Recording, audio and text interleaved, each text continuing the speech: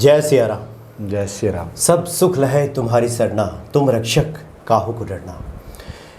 पिछली कड़ी में आचार्य जी ने इन महत्वपूर्ण चौपाइयों का वर्णन किया था और आज की कड़ी में भी हम आगे बात करेंगे और आचार्य जी के श्रीमुख से आप सब सुनेंगे। आपके सामने उपस्थित हैं ज्योतिषाचार्य कथावाचक आचार्य सुरसेन ब्रिजवासी जी। और वैसे भी हमारी पूजा यांत्रिक ना रहे, उसमें भाव पक्ष भी सम्मिलित हो जाए, सन्निहित हो जाए। इसके लिए बहुत आवश्यक है कि जिन पाठों को हम करते हैं उसके भावार्थ को भी समझें, तभी हमारे जो अंतर्निहित जो भाव है उसमें सन्निहित होकर के उचित फलाफल की प्राप्ति कराएंगी। तो हनुमान चालीसा की व्याख्या की कड़ी में आज आचार्य जी क्या बता रहे हैं। स्वागत है आपका एक बार फिर से। जय सिया राम। आइए उससे आगे बढ़ते हैं और एक बार सभी उस चौपाई को गा लेते हैं। आपन तेज संहारो आपे, तीनों लोक हाकते कांपे। बड़ा ही साधारण अर्थ हम देखते हैं तो प्रभु आपका जो वेग है आपको आप ही सह सकते उसको, और आपकी जो हुंकार है उससे तीनों लोग भयभीत होने लगते हैं जब आप गर्जना करते हैं। तो ये बड़ा साधारण सा अर्थ है, लेकिन अब थोड़ा सा इसके अंदर हम प्रवेश करते हैं कि आपन तेज। आपन तेज अगर देखें तो ये हो गया सेल्फ कॉन्फिडेंस, आत्मबल, अपना तेज, स्वयं का तेज। और प्रत्येक व्यक्ति में तेज होता है, प्रत्येक व्यक्ति में आत्मबल होता है, लेकिन फर्क इतना है कि कौन अपने आत्मबल को किस लेवल तक पहचान पाता है, किस स्थिति पर जाकर के पहचान पाते हैं। और जिस दिन आप अपने आत्मबल को पहचान जाते हैं उस दिन लाखों लोग आपके पीछे होते हैं।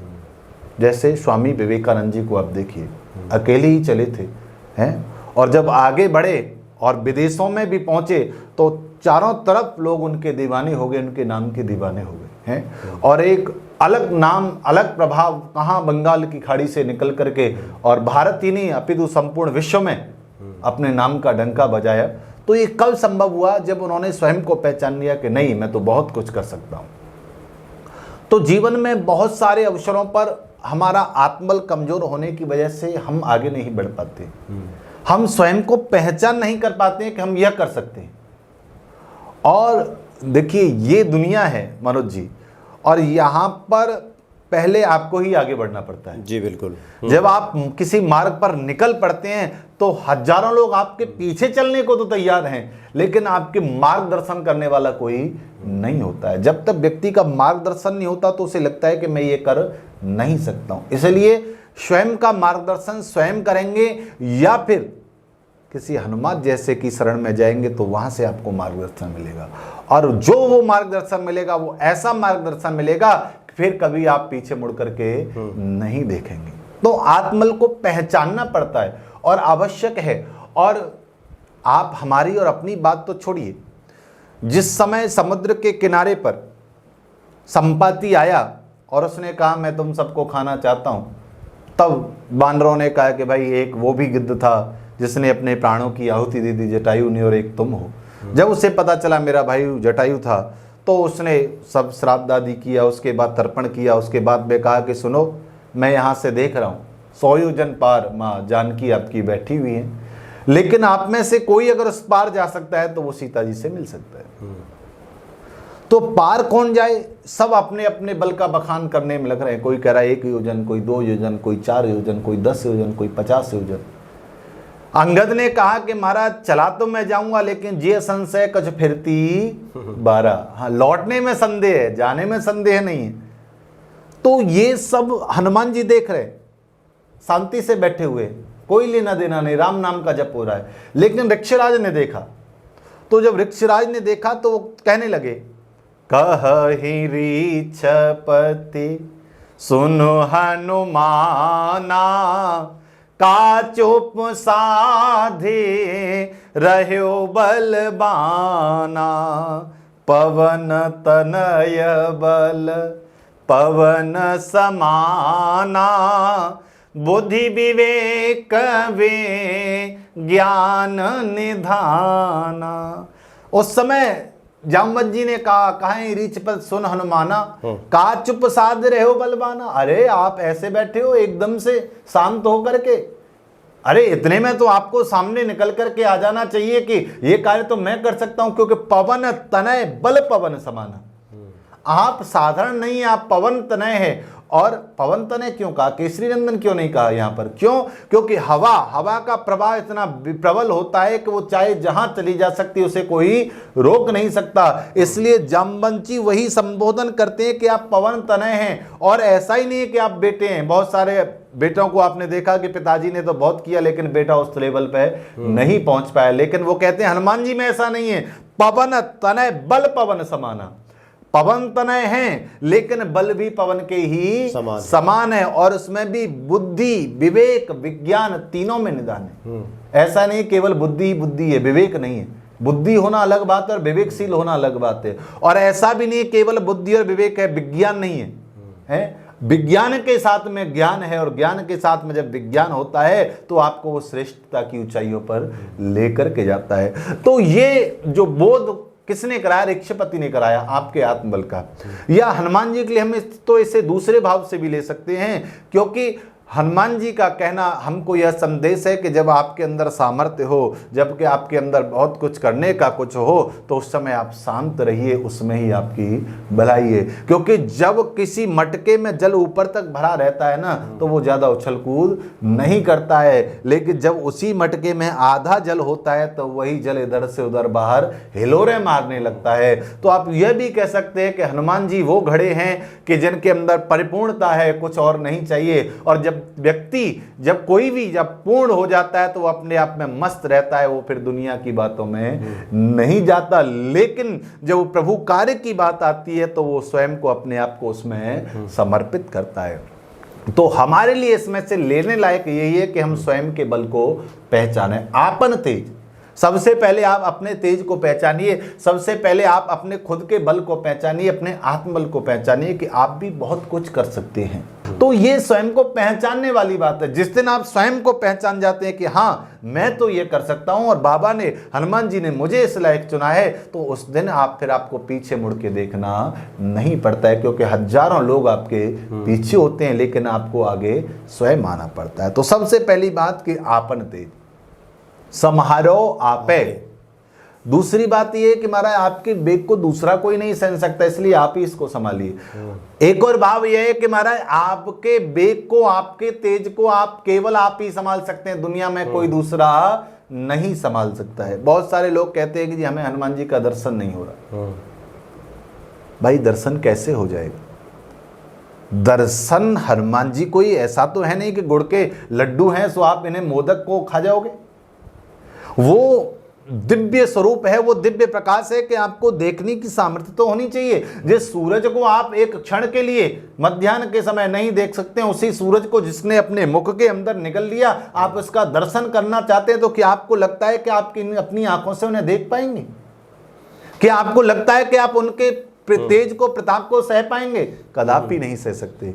इसलिए हनुमान जी को हम पाएं, या कहते हैं लोग हम हनुमान जी को नहीं देख पाते। जी हनुमान जी तो बहुत बड़ी बात है। आज के समय में कोई साधारण बानर हमारी बगल में आकर के बैठ जाए तो हम उसे नहीं देख सकते। हाँ, हनुमान जी को देखना तो बहुत बड़ी बात है। हम उसी से 2 कदम पीछे हट जाते हैं डर के मारे। तो हनुमान जी को देखना है, आपको उस पुरुषार्थ को देखना है, आपको उस व्यक्तित्व को देखना, आपको उस तेज को, प्रकाश को देखना है जो बुद्धि में निपुण है, ज्ञान में प्रवीण और तेज में इतना तेज है कि उसने सूर्य को भी अपने अंदर रख लिया। सूर्य को तो आप तभी रख सकते हैं जब आपके अंदर सूर्य भी अधिक तेज होगा, है? नहीं तो आप स्वयं उसकी उष्मा को सहन नहीं कर पाओगे, तो उसे कैसे अपने अंदर समाहित करोगे? उसका अपने अंदर समाहित किया, अग्नि को हम अपने अंदर मुख में रख लें और हमें कोई नुकसान न और बाहर निकाल दें, तब तो है कि हम अग्नि से ऊपर हैं, हमारे अंदर उससे भी ज्यादा तेज है, प्रबलता है। लेकिन हम रखने की बात छोड़ो, मुंह में आते ही हमारे अंदर पसीना होने लग जाए तो फिर क्या बात? तो हनुमान जी महाराज को हम दर्शन करने की लालसा इतनी आप मत बनाइए। केवल और केवल आप मार्ग पे चलिए। जिस मार्ग पे आप चलते रहेंगे, एक दिन ऐसा आएगा कि अपने आप हनुमान जी को लगेगा कि मुझे बालक को दर्शन देना है, तो सहज रूप में आकर के वो आपको स्वयं अपना दीदार कराएंगे। आप अपना कार्य करिए, वो अपना कार्य करेंगे। आप हनुमान जी का कार्य करना चाहेंगे तो आपका कार्य बिगड़ जाएगा। तो इसलिए आपन तेज सम्हारो आप है। प्रभु आपका तेज है, आपका यह प्रबल वेग है, इसको आप स्वयं संभालिए, क्योंकि हम जैसा साधारण प्राणी उसको संभाल नहीं सकता है, क्योंकि न तो इतनी सामर्थ्य है, न इतनी शक्ति है, और न इतना तेज है कि हम उसे देख भी सकें। संभालना तो बहुत बड़ी बात है, उसका दीदार भी नहीं कर सकते, और संपूर्ण का दीदार तो छोड़िए, उनके अंश के एकमात्र का भी हम दीदार करने में समर्थ नहीं है। इतना पुरुषार्थ या तेज हम लोगों के अंदर नहीं है। इसलिए बाबा कहते हैं कि प्रभु आपन तेज समारो आप है। केवल हमारे ऊपर तो आप अपनी कृपा दृष्टि बनाए रखिए, जिसके माध्यम से हम साधारण प्राणियों का, हम दासानुदासों का जीवन भी आगे बढ़ता रहे। और दूसरे क्षण में क्या कहते हैं, तीनों लोक हाँपते कांपे। तीनों लोक हाँकते कांपे। जब हनुमान जी हुंकार भरते हैं, जब हनुमान जी अपनी गर्जना करते हैं, तो केवल पृथ्वी लोक ही नहीं, पाताल और स्वर्ग लोक में भी लोग उनकी उस हुंकार से भयभीत हो जाते हैं। कौन भयभीत होता है? कभी भक्त भयभीत नहीं होता है। भयभीत कौन होता है? जो कुमार्गी है। भयभीत कौन होता है? जो असुर है। भयभीत कौन होता है? जो पापी है। हनुमान की गर्जना से कभी उनका भक्त, कभी उनका प्रेमी, कभी कोई धर्मी व्यक्ति भयभीत नहीं होता है। लेकिन हाँ, जो पापी है, जो दुराचारी है, जो कुमार्गी है, वो उनके भय से तीनों लोकों में से कहीं पर भी होगा, वहीं पर भयभीत होगा। दूसरी बात, जीवन में भय के साथ साथ जब व्यक्ति आगे बढ़ता है और उसे लगने लगता है कि मैंने बहुत कुछ कर लिया, तो उसको एक अभिमान आ जाता है। तो जो अभिमान होता है वो उसके पतन का कारण बनता है। हनुमान जी ने इतना सब कुछ किया, लेकिन जीवन में कभी अभिमान नहीं आया। निरभिमान रहे, जहां पर भी रहे निरभिमान रहे। हनुमान है, जिसने मान को ही मर्दन कर दिया, वही तो हनुमान है। और दूसरी बात, आप देखते हैं बहुत बड़ा विशाल वृक्ष है कोई नीम का या पीपल का, आप देखते हैं कि उस बरगद का, उस वृक्ष के ऊपर पक्षी जब बैठते हैं तो दूसरे वृक्षों के बीज वहां पर पड़ जाते हैं। और कई बार आपने देखा होगा बड़े वृक्ष के अंदर कोई छोटा पौधा पनप रहा होता है ना? बिल्कुल। हालांकि उसका अपना कोई मूल नहीं होता, वह दूसरे के ऊपर ही पल्लवित हो रहा है। लेकिन 4-6 महीने बीतते हैं, जब वो अपने आप को देखता है तो वो कहता है, अरे वाह, मैं तो 6 महीने में इतना विशाल हो गया, मेरी ऊंचाई तो इतनी हो गई। जबकि उसका जो आधार है उसका उसे भान नहीं है। तो अभिमान में है कि 6 महीने, 8 महीने, 1 साल में मैं इतना विशाल हो गया, और मेरे साथ वालों को देखिए वो तो बहुत नीचे रह गए हैं, वो तो मेरे से बहुत छोटे हो गए। लेकिन वही जब साल 2 साल का होता है और एक तूफान का वेग आता है, और जब तूफान का वेग आता है तो जो दूसरे का आधार बना करके ऊंचाइयों को छू रहा है, वही सबसे पहले धराशायी होता है। जो जमीन से जुड़ा हुआ है वो धराशायी नहीं होता है। कहने का भाव है कि आप हनुमान जी की कृपा से, हनुमत कृपा से आगे बढ़ रहे हैं तो अच्छा है, लेकिन मूल में हनुमान जी को रखिए। जब आपके मन में आता है कि हनुमान नहीं, मैं तो ये स्वयं ने किया है, तो प्यारे संकटों का तूफान, इस दुनिया का तूफान एक दिन ऐसा आता है कि जिन हनुमान जी ने तुम्हें थामा हुआ है, वो भी कहते हैं कि जब तुमने खुद को ही संभाला हुआ है तो अब मेरी कोई आवश्यकता नहीं है। और जब उनका सहारा छूटता है तो आप ऐसे गिरते हैं कि गिरने के बाद फिर संभल नहीं पाते हैं। तो हनुमान जी का जो प्रभाव है वो तीनों लोकों में इस प्रकार से है, और इसलिए है क्योंकि वह निरभिमान रहे। उन्होंने जीवन में कभी अभिमान नहीं किया। कभी भी पूछो उनसे, वो यही कहते हैं कि मैंने कुछ नहीं किया, जो भी हुआ मेरे राम की कृपा से हुआ। बिना राम की कृपा के मेरे जीवन में कुछ भी नहीं हो सकता। तो ये जब आपके अंदर भाव बनेगा कि मैं जो भी कर रहा हूं वह केवल हनुमत कृपा से कर रहा हूं, हनुमान जी कृपा से ही संभव है, मेरा कोई सामर्थ्य नहीं है। जब आपका ये आएगा तो आपकी कीर्ति भी धीरे धीरे तीनों लोकों में जाने लगेगी, और इस संपूर्ण धरा पर आपका एक अलग प्रबल व्यक्तित्व निखर करके आएगा। तीनों लोक हाँकते कांपे। 3 लोक हैं। 3 लोकों में अगर हम देखते हैं तो आप देखिए, पाताल, पृथ्वी और आकाश, ये 3 लोक हुए। पाताल में बंधु समेत जबै अहिरावण, ले रघुनाथ पताल सिधार्यो। किस समय? जब राम जी और लक्ष्मण जी दोनों को लेकर के अहिरावण पाताल में ले गया। है। देवी पूज बलि विदिशों बल देव सबे मिल मंत्र उच्चारो, कि भैया अब तो इनकी बलि दीजिए। हनुमान जी ने ध्यान लगाया कि यहां तो कहीं पृथ्वी लोक में तो दिखाई नहीं दे रहे राम जी, कहां चले गए। जब उन्होंने देखा, ध्यान लगाया तो समझ आए, ओहो ये तो अहिरावण पाताल में ले गए। अब कोई साधारण व्यक्ति हो तो यही कहेगा, भाई हम तो पृथ्वी के वासी, हम लोग पाताल में कैसे जा सकते हैं, हमारा वहां कौन सुनेगा और क्या होगा। लेकिन वो हनुमान जी हैं, वो कहते नहीं तुम पाताल में लेके पहुंचे, हम पाताल में भी पहुंचेंगे। और वहां पर गए और जो देवी थी उसमें से देवा प्रकट होकर के और अहिरावण को सेना समेत नष्ट कर दिया और स्वयं प्रभु राघवेंद्र सरकार को पुनः ला करके वहां विराजमान किया युद्ध के स्थान पर, युद्ध के प्रांगण में। तो ये हनुमत का प्रभाव है, तीनों लोकों का प्रभाव। देखिए पाताल लोक में भी हनुमान जी गए और वहां भी अपना राम जी के प्रभाव से, राम जी की कृपा से कहते हैं कि मैंने वहां भी परचम लहराया और जो राम जी को बंधन बनाया था पाताल लोक में, वहां से बंधन मुक्त करा करके मैं लेकर के आया। दूसरा भाव पृथ्वी लोक। पृथ्वी लोक पर जिस समय मेघनाथ और लक्ष्मण जी का भयंकर युद्ध हुआ और जिस समय लक्ष्मण जी को और मूर्छा हुई, राम जी जिस समय व्याकुल हैं, अधीर हैं, उसी समय हनुमान जी महाराज जाते हैं और लाए संजीवन लखन जी आए।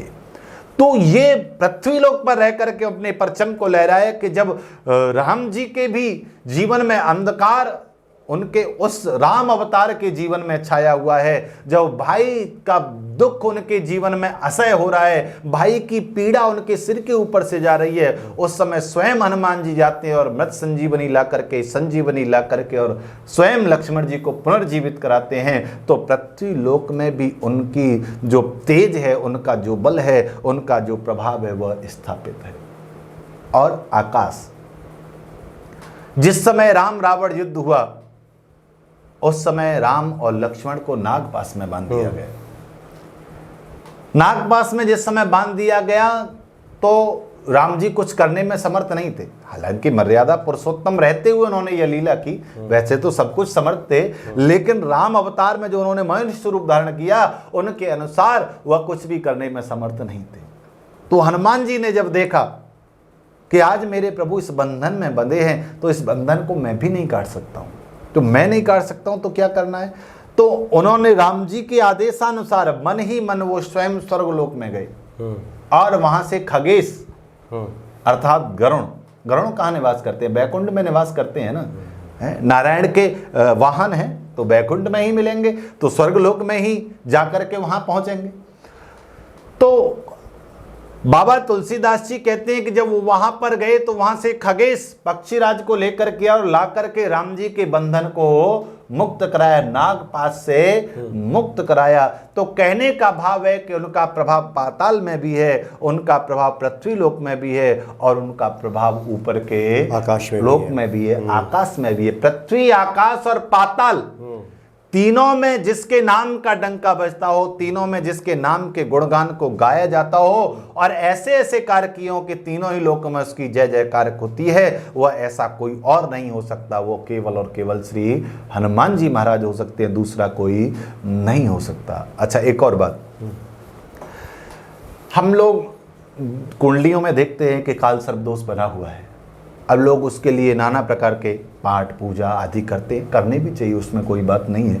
लेकिन मैं कहता हूं और मेरा ये पूर्ण विश्वास है कि आप हनुमान जी की सेवा करिए और उनकी आराधना करिए कि प्रभु जिस तरह से आपने राम जी के नागपाश के बंधन को कटवाया, उसी तरह से आप हमारी कुंडली के इस नागपाश के काल सर्प के बंधन को कटवाइए।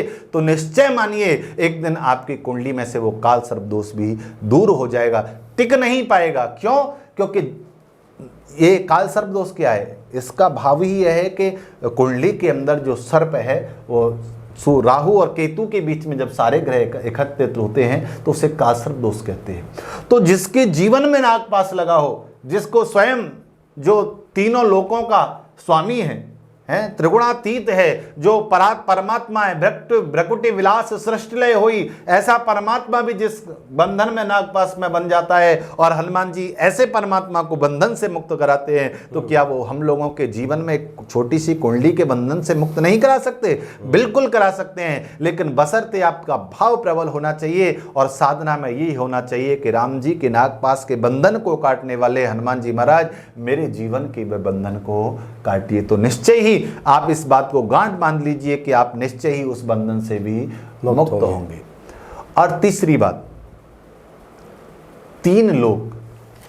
अब हम जीवन में देखें तो 3 लोक हमें कहीं जाने की जरूरत नहीं है, हमारे जीवन में ही है। अगर बचपन को देखें तो वो हमारा पाताल है। अगर आज का जो हमारा जवानी है, युवावस्था है, हम इसको देखें तो ये हमारा पृथ्वी है। और हम अगर बुढ़ापे को देखें तो वो हमारा आकाश है। क्यों? क्योंकि आकाश अर्थात मोक्ष की कामना, मोक्ष की कामना वृद्धावस्था में ही जा करके आप करते हैं। तो कहने का भाव है आपके जीवन में आकाश, पाताल और पृथ्वी तीनों आपके जीवन में हैं। और जब आपके जीवन में हनुमत कृपा होती है तो तीनों में ही हनुमान जी का प्रभाव रहता है। अर्थात आपके बचपन में भी हनुमान जी का प्रभाव रहेगा, आपकी युवावस्था में भी हनुमान जी का प्रभाव रहेगा, आपकी वृद्धावस्था में भी हनुमान जी का प्रभाव रहेगा। लेकिन कब? जब आप भाव और श्रद्धा के साथ उनको भजेंगे, उनका ध्यान करेंगे, उनका स्मरण करेंगे और नित्य प्रति हनुमान चालीसा का पाठ करेंगे, तो निश्चय ही आपको यह सब सुलभ होगा। क्योंकि मोक्ष की कामना भी हनुमान जी के माध्यम से सफल होती है। हालांकि वो आज भी यहीं पृथ्वी लोक पर हम लोगों के बीच में विद्यमान है, और केवल इसलिए विद्यमान है क्योंकि उन्हें राम की चर्चा से प्रेम है, उन्हें राम की कथा से प्रेम है, राम की वार्ता से प्रेम है। और मैं तो यह कहूँगा वो तो प्रेम है ही है, लेकिन आज भी हनुमान जी हम लोगों के बीच में हैं। तो मुझे जो लगता है वो ये लगता है कि हम भक्तों के कल्याण के लिए, हम भक्तों की पुकार को सुनने के लिए कहीं दूर से उन्हें आना न पड़े, इसलिए हनुमान जी हम लोगों के बीच में रह करके ही हम सबकी रखवाली करते हैं, रक्षा करते हैं, सुरक्षा करते हैं। शायद इसलिए वो हम लोगों के बीच में विराजे हैं, बैठे हैं। तो ऐसे श्री हनुमान जी महाराज का बार बार जाप करिए, बार बार स्मरण करिए, और मेरा विश्वास है कि निश्चय ही आपके जीवन में एक उनकी अद्भुत कृपा, एक उनका अद्भुत आशीर्वाद मिलेगा, जिसके बाद में आपको लगेगा कि हाँ, मेरा जीवन बदल रहा है। जैसे अभी कुछ समय पहले बंगाल से एक भक्त की कॉल थी कि महाराज मैं पहले तो बहुत ज़्यादा कुछ नहीं करता था, लेकिन जब से मैंने ये हनुमान चालीसा का व्याख्यान सुना है तब से मेरा प्रेम बढ़ा है, और कह रहे लगभग 6 महीने से मैं इसमें जुड़ा हूँ। और जब से मैंने हनुमान जी का स्मरण किया है तो मेरे जीवन की स्थिति ही बदल गई। पहले मैं कुछ और स्थिति में था, लेकिन आज बहुत अच्छी स्थिति में हूँ, और ये केवल और केवल हनुमत कृपा का ही प्रभाव है। तो इसलिए आप भी इस कृपा से वंचित न रहें और स्मरण करते रहें श्री बालाजी महाराज का, हनुमान जी महाराज का। निश्चय ही आपकी समस्त समस्याओं का समाधान इस हनुमान चालीसा के माध्यम से होगा, उनके नाम से होगा। बशर्ते आप लगे रहिए, स्मरण करते रहिए। जी जी, बिल्कुल सही आचार्य जी। और वैसे भी गोस्वामी तुलसीदास जी ने हनुमान चालीसा की जो रचना की, तो ये तो उनके हृदय के उद्गार बिल्कुल प्रकट हुए हैं। और जैसे जैसे इन भावार्थों को हम समझेंगे, वैसे वैसे हमारी भावनाएं भी, हमारे उद्गार भी इन शब्दों के साथ सन्निहित होंगे और शुभ फल की प्राप्ति कराएंगे। बहुत बहुत धन्यवाद आपका। जय सिया राम।